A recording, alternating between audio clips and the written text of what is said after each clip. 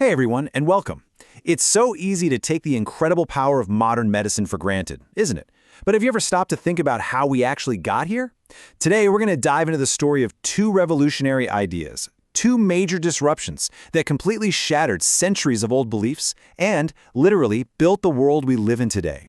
You know, for most of human history, seeing a cross painted on a door wasn't about faith. It was a public health warning, a sign of plague.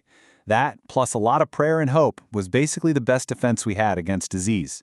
It's a pretty grim place to start, I know, but it really shows you the world we were living in before science started to offer some real answers. So this brings up a huge question, right?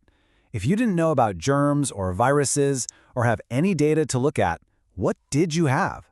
What did you think was making you sick in the first place? Getting our heads around this is absolutely key to understanding just how radical the changes that followed really were. For, well over 1,000 years, the fight against disease wasn't guided by evidence at all. It was all about a set of really powerful, ancient, and, as we now know, completely wrong ideas about the human body and the world itself. And at the very heart of this old worldview was the theory of the four humors. This idea, it goes all the way back to ancient Greece, and it basically said that your body was this delicate balance of four different liquids. So getting sick wasn't about catching something from the outside, it was about you, on the inside, being out of whack. Got a cold? Well, that's probably too much phlegm. An angry person? They've just got an excess of hot, dry yellow bile. Simple as that. And the humors were just one piece of the puzzle. The church often taught that sickness was a punishment from God. Astrologers would literally look to the stars to figure out a diagnosis. And pretty much everyone believed in something called miasma. This idea that bad smells from, rotten stuff could carry disease right through the air. Now, what do all of these theories have in common? None of them could be tested, none could be proven. They were based on belief, not evidence. And then, things started to change. Our first huge disruption didn't come from a new pill or some fancy machine. Nope. It came from a completely new way of seeing the problem, and it was pioneered by someone you probably think you already know, Florence Nightingale. Yeah, when we think of Florence Nightingale, we picture the lady with the lamp, right? The heroic nurse, tirelessly caring for wounded soldiers. And look, she was absolutely a hero of the Crimean War, but maybe not for the reasons we all think.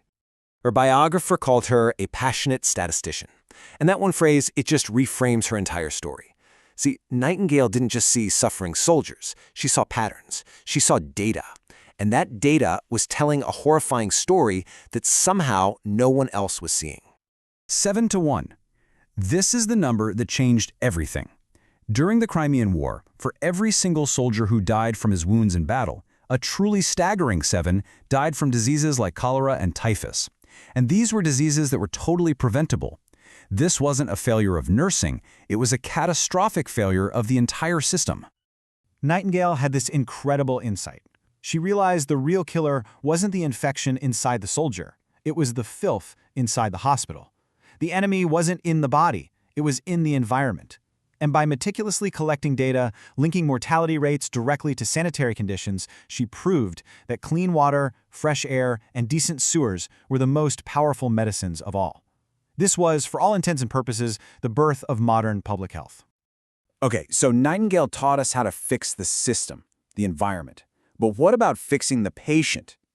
The next great leap forward was this quest for a weapon that could hunt down and destroy a specific disease inside the body without harming the patient. This was the hunt for the magic bullet. This whole concept, it came from a brilliant German scientist named Paul Ehrlich. He literally dreamed of a chemical compound so precise, it would be like a tiny guided missile. It would seek out one single type of bacteria and just destroy it, without causing any collateral damage to the patient. This was a revolutionary idea, the very beginning of using chemicals to treat diseases. Now, the most famous magic bullet of all, of course, is penicillin, but its story, well, it wasn't a single eureka moment, not even close. It was a long, difficult, decade-plus relay race. It all started in 1928 with Alexander Fleming's accidental discovery, but the thing is, he couldn't get the active ingredient out. It took another world war and a whole team of brilliant scientists at Oxford to finally pick up the baton and run with it.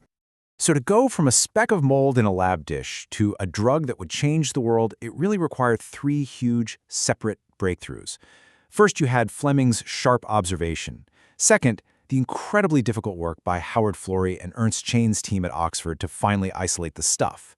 And third, a massive industrial effort, mostly in the US, which figured out how to grow the mold in these huge vats using, of all things, a waste product from making cornstarch. It was a total triumph of science, engineering, and teamwork. You just can't make this stuff up.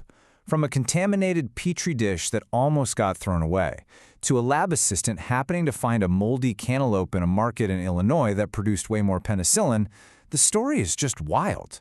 It's such a powerful reminder that progress is this incredible mix of genius, pure hard work, and a healthy dose of just sheer luck. So, a data-driven nurse and a team that turned mold into medicine, what did their work actually build for us? Well, the answer is pretty much everything we rely on today. Nightingale's core idea, that our health is directly tied to our living conditions, to things like clean water and decent housing, was an absolute game changer. It's the foundational idea behind our entire public health system, and it really laid the intellectual groundwork for ambitious projects like Britain's National Health Service, which aimed to create a real social safety net for everybody. And penicillin's legacy is even bigger. It wasn't just about one cure. The techniques that were developed to discover it, to purify it, and to mass produce it, that became the blueprint for the entire pharmaceutical revolution. It kicked off the golden age of antibiotics, leading to streptomycin, tetracycline, and so many others that have saved millions upon millions of lives. So, why does all this matter? Because the story of medicine is a story of disruption. It's a story of people who just refused to accept the way things were, who looked at old problems with fresh eyes. The challenges we face today, from antibiotic resistance to global pandemics, they're immense, and they're only going to be solved by the next generation of disruptors. The big question is, what will their revolution look like? Thanks for tuning in.